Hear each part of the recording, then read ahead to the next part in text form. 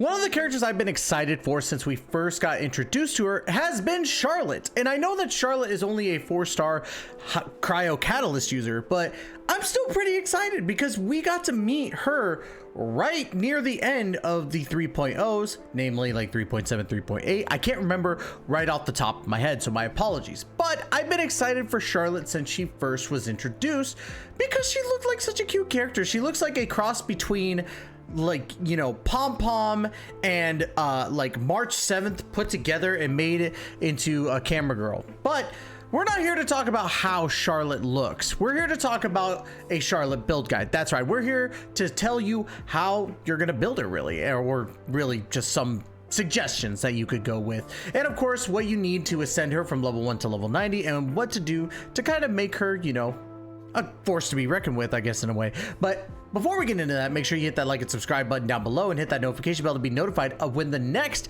Genshin Impact video comes out. Guys, I will shield this till the day I die, or at least until they kick me out. Gamer subs, 10% off. As of the release of this video, in about 7 to 8 hours, there will be a new release with the Vampirus cup coming out, and also a lot of stuff that has to deal with one of my favorite VTubers, Tricky Wee. So if you like Tricky, or if you just like the waifu cups that you see strewn about my room, please make sure to go to the link down in the description, use code TYSHER for 10% off. And of course, without any further delay, let's go ahead and get right into the video.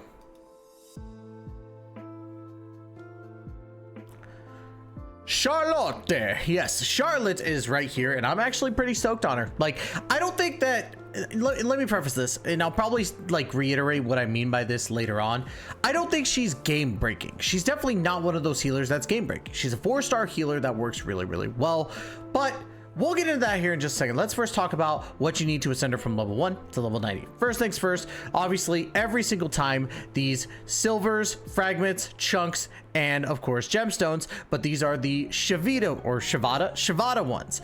These are the cryo versions of these, and you could get these from the cryo Regisvine, the cryo hypostasis, and I believe you could also get it from Boreas as a random drop, which can go all the way up to a gemstone.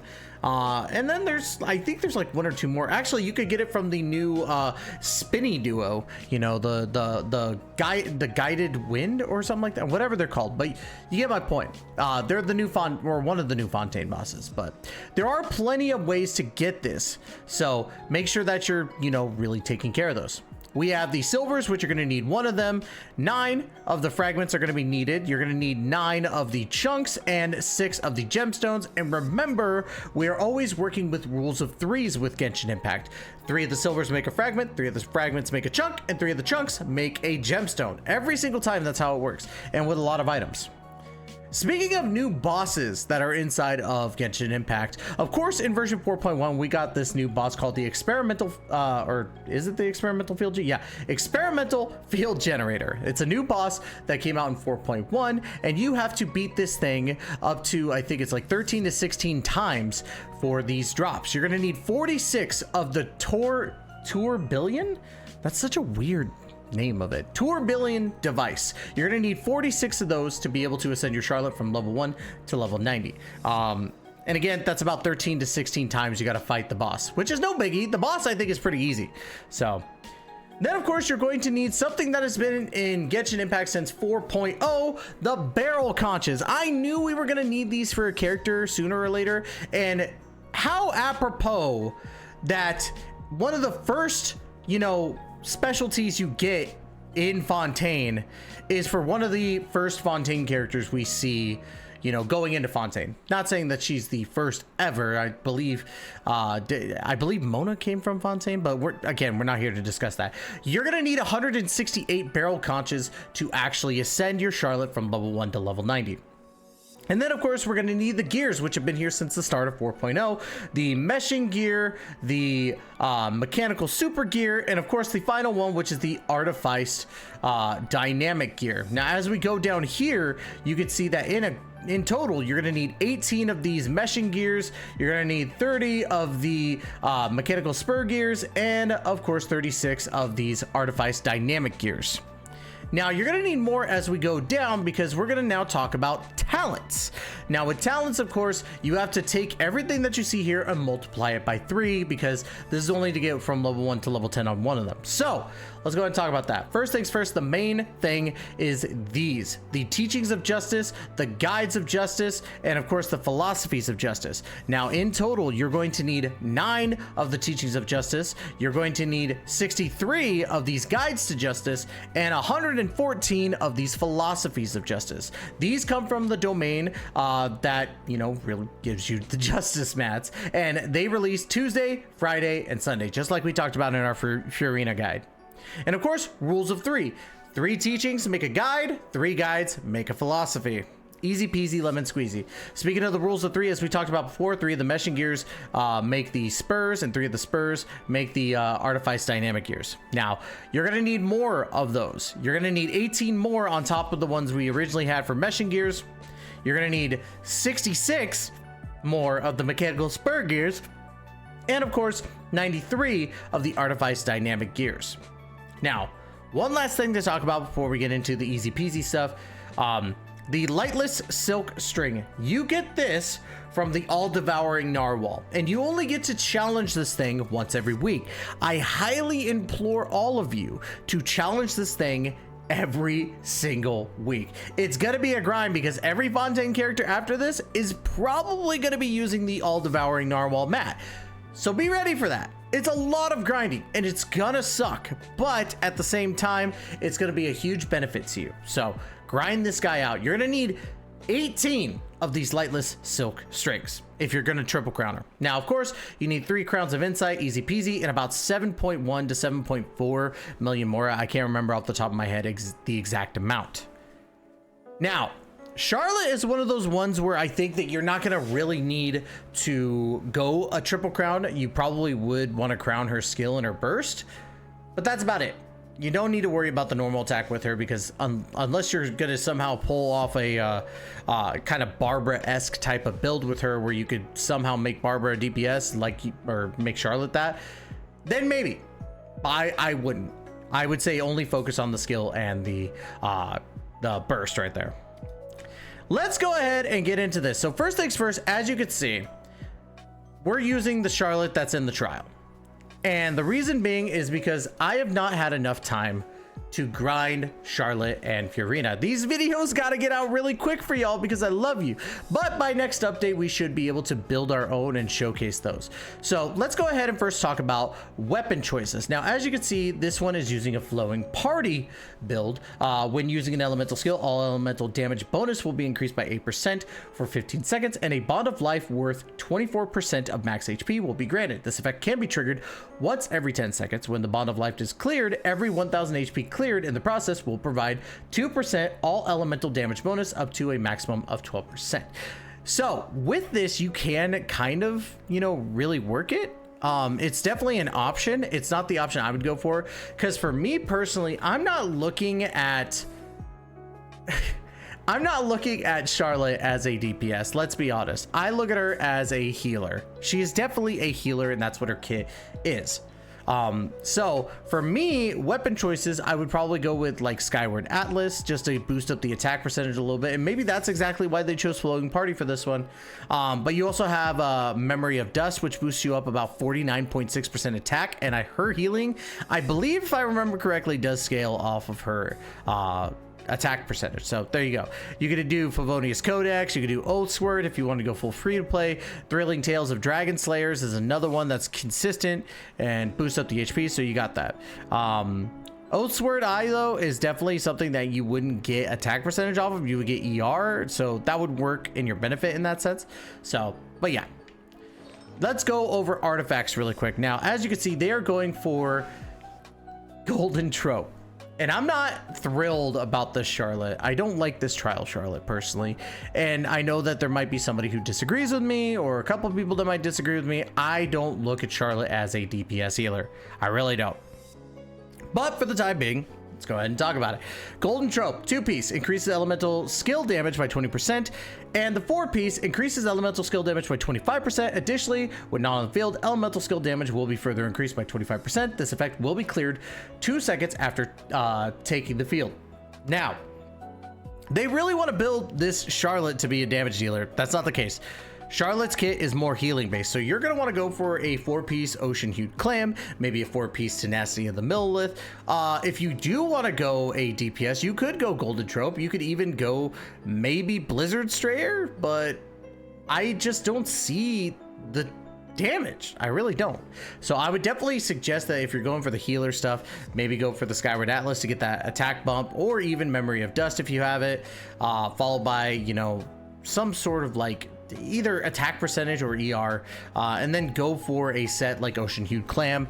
Seems like it's going to be your best bet. Now let's go ahead and talk about her skills. Now, before we get into like crazy stuff, I just want everybody to know, like, I'm gonna say that her kit is strongly resembling, or at least her skill strongly resembles Nahida's, but that does not mean that she's just as powerful as Nahida. So please don't rip my butthole in the comments. I get it. So, all right. Using the keen instincts of this ace reporter, Charlotte uses her photography skills to produce different effects based on whether the ability is tapped or held. And this is the framing freezing point composition. This tap takes a screenshot using Monsieur Verret, dealing AoE cryo damage to opponents in front of her and applying Snappy Silhouette to the maximum of 5 opponents. During the effect's duration, it does deal cryo damage to affected opponents at intervals, which is not bad. It's not bad at all. If you, ow, my knee. If you hold it, popping Monsieur Verret's viewfinder open, Charlotte enters composition mode, and during this time, the viewfinder will expand as you hold or until you reach a finishing frame state. In this state, Charlotte can move and change direction freely. When the hold option or hold state ends, Monsieur Verret will deal cryo damage to all opponents locked on within the viewfinder and apply the same snappy silhouette as tap mode does to them. If you unleash this ability only after reaching finisher frame, you will instead apply focused impression, which lasts longer and deals more damage, although the skill cooldown will be longer. Composition mode lasts a maximum of 15 seconds and allows a maximum of 5 opponents to be selected. So this is where the DPS part comes in, and you're not really going to heal off of this, or you're not even going to heal at all. But these are kind of the specs of the damage. She does really, really well with that, especially with this one. I think her attack is pretty decently good, like, you know, as you can see right here, about 17, but her crit rate and crit damage are abysmal. So that's where I'm kind of like, ugh. But this is where I think, you know, our lovely, lovely photographer shines. And this is the still photo comprehensive confirmation. Condensing ice to create the Steambird's signature, Charlotte creates a newsflash field that will deal AoE cryo damage and restores HP for all nearby party members based on Charlotte's attack. And then a newsflash field, while the ability is active, Monsieur Verret will deal cryo damage at intervals to opponents within its AoE, will continuously restore HP to active characters within its AoE based on Charlotte's attack. That's where I think she exceeds, because I don't think she's a damage dealer. I really don't see the importance of her doing damage. Now, her first Ascension passive, Moment of Impact, when opponents marked by Focused Impression are defeated, Framing Freezing Point composition's cooldown will be decreased by 2 seconds. This cooldown will decrease, this cooldown decrease can be triggered 4 times every 12 seconds, which is good. That's 8 seconds every 12 seconds. That's pretty dope. And then, of course, the second Ascension passive, Diversified Instigation, when the party contains 1, 2, 3 Fountainian other than herself. So weird to say that. Charlotte gains a 5, 10, 15% healing bonus. When the party contains 1, 2, or 3 non-Favonian Fountainians, Charlotte gains a 5, 10, 15% cryo damage. And I think this is what makes her very interesting, is that if you're building a healer, you want to pair her up alongside, you know, a Furina, Neuvillette, Wriothesley, all of them. And I think that works really, really well. If you want to build a melt combo, you could really pair her up with Lyney and be kind of fine on the healing. But if you want to base her off of the cryo damage with a little bit of healing, if you want to go like a Kokumi-esque type of thing, that could work too. I don't recommend Charlotte being a Kokumi, but yeah. Excuse me, it's really late at night. But I look at Charlotte and I hate this build that's on the trial. I really do. And if people disagree with me, I completely understand, but this build is not for me. Building her as a DPS with this golden trope does not work for me, but we're gonna still show off how this type of thing can work. Now, as you can see, like, she takes pictures. It's adorable. I love it. All right, so let's go ahead. Let's dive in. I know. Wrap that. So now we don't have to worry about healing. So there's the tap, right? And she can still do decently well. Like, we're not doing much. You can see how it doesn't entirely work as a DP, or she doesn't work as a DPS, really. So really, I look at this, I look at Freminet being the main DPS. So let's just use this really quick to kind of clear out the enemies.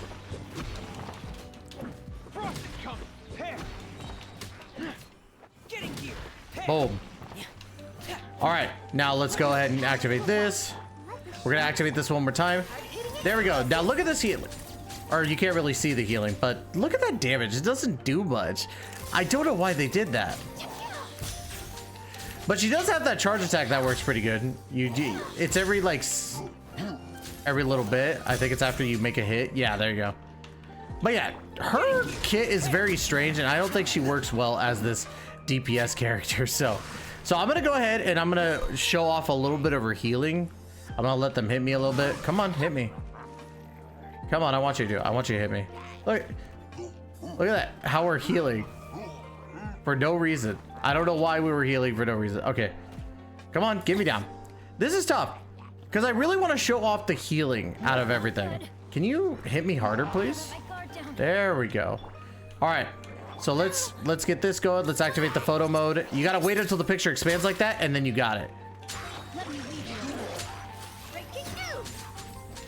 Look at that. The healing is not terrible, but again, like, I'm not really digging on this team comp for Charlotte. Now, again, it works well because if you're doing the DPS thing and you're mainly doing Charlotte, or you're running your Freminet, it can kind of work, especially when you get Freminet's like burst. But the whole point of the showcase is to showcase Charlotte.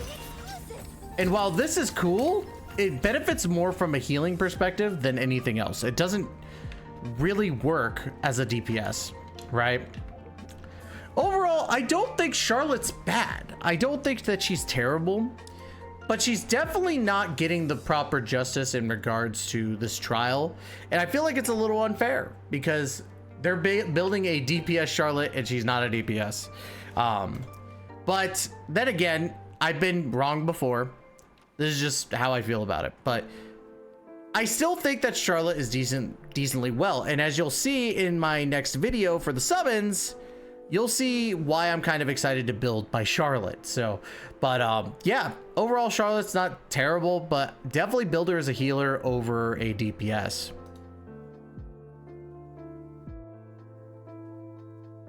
Now, my ass has rambled on for way too long about Charlotte and not being a DPS, so we're gonna end it there. Please make sure to hit that like, comment, subscribe button down below. Let me know what you think about Charlotte. I would love to hear y'all's opinion. Don't forget, later today in the description, Gamer Subs doing a sale. You better go to the Gamer Subs link and use code TYSHER for 10% off. I'm just saying. Anyways, love you all, and we will talk to you a little bit later.